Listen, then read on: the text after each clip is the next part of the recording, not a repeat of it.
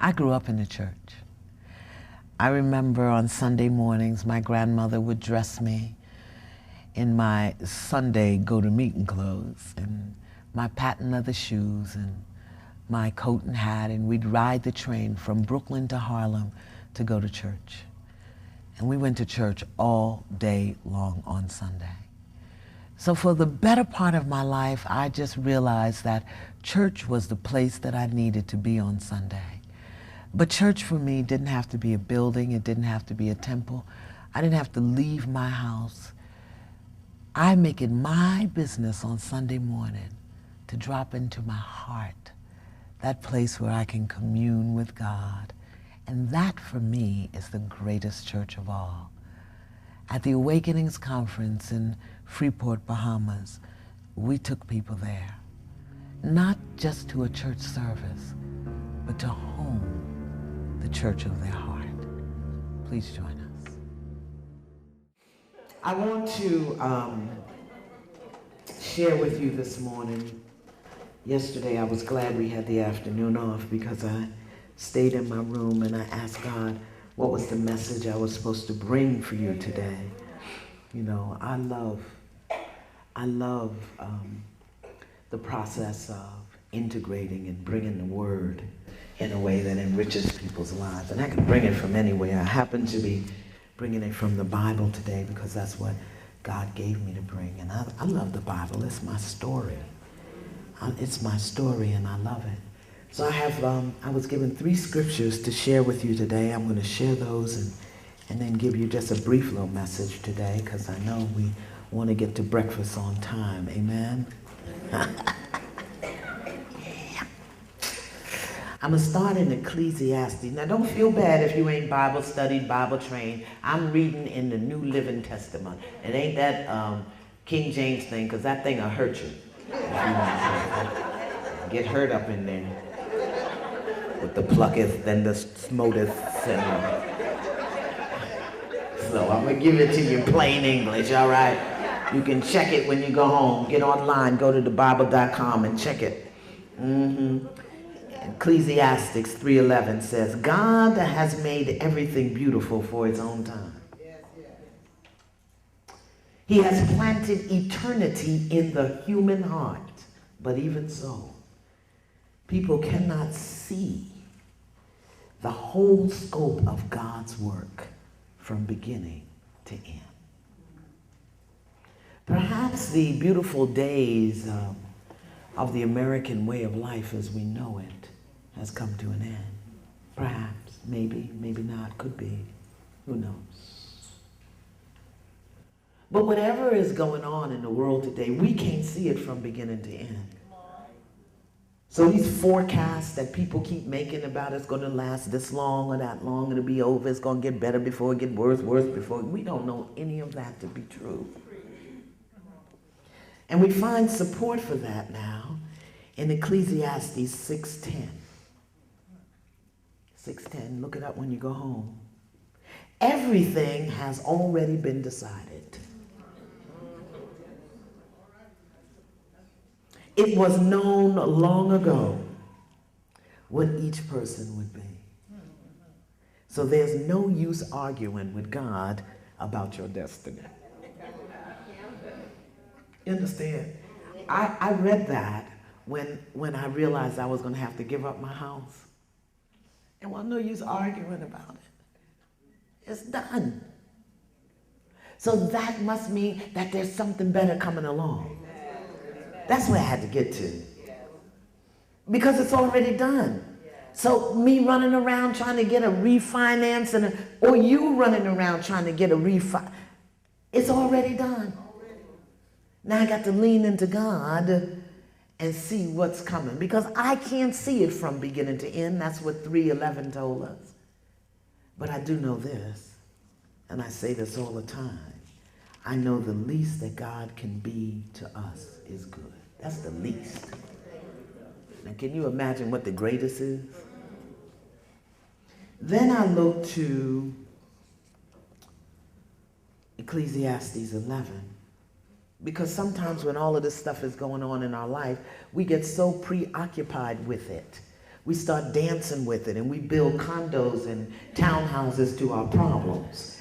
We invite them in, and we run baths for the crisis. But Ecclesiastes, which Solomon wrote, the wise man Solomon, he wrote, give generously. Give generously. What are you talking about? I'm getting ready to lose my house, my husband, lost my job. What you mean give generously? Right, give generously. For your gifts will be returned to you later. Divide your gifts among many, for you do not know what risks might lie ahead. When the clouds are heavy, the rains come down. When a tree falls, whether south or north, there it lies. If you wait for perfect conditions, you will never get anything done. If you wait for perfect conditions, you will never get anything done. Oh Lord, it's raining, I can't do nothing. If you wait for perfect conditions, you will never get anything done. Oh Lord, the tree fell. If you wait for perfect conditions, you will never get anything done. Oh, I lost my job. If you wait for perfect conditions, you will never get anything done. Oh, I ain't got no boo. If you wait for perfect conditions, you will never get anything done. Oh, my 401k or the 4K01, whatever it is. You know, I be renaming stuff. If you wait for perfect conditions, you will never get anything done. God's ways are hard to discern. Ain't that the truth? God's ways are as hard to discern as the pathways of the wind and as mysterious as a tiny baby being formed in a mother's womb. But be sure to stay busy. Plant a variety of crops, for you never know which one will grow. Perhaps they all will. Because we can't see what God is doing from beginning to end. We have to remember that each of us has a destiny in God, with God, as God. And that our true identity, our authentic identity is good, and it's powerful, and it's masterful, and it's holy. So there is nothing to fear. Yes. Because through that identity, we are entitled to miracles. The destiny that God gave us all is that we should go forth and prosper. You ever heard that? Yeah.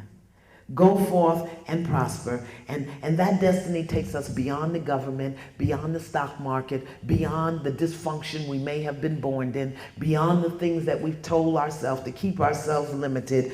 God's destiny in us, as us, and through us goes beyond all of that. It goes beyond the limitations that the people that lent their body to God to bring us forward, because you know that's what parents are. They lent their bodies to God to bring us forward. Our destiny goes beyond what they did and didn't give us.